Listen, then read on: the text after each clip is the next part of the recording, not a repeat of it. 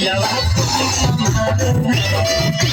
धारा जब बुझलै कहू जब हमारे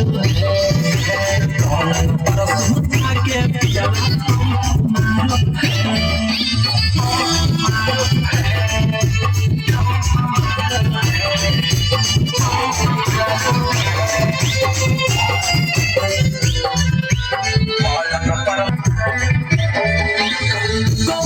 के छोड़ी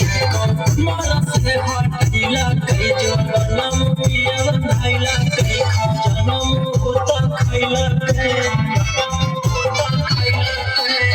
कवने के छोड़ी मरस से हटिला कई जनम पिया धैला कई खजनम होता खैला पाती डाली के रोशन में बाती डाली के सिंदूरम पवारो पलंग पर सुता के पियावा तुम्हारो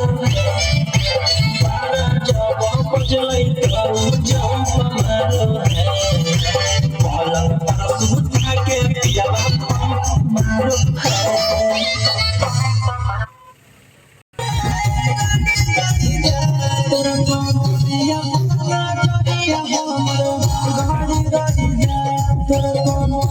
Por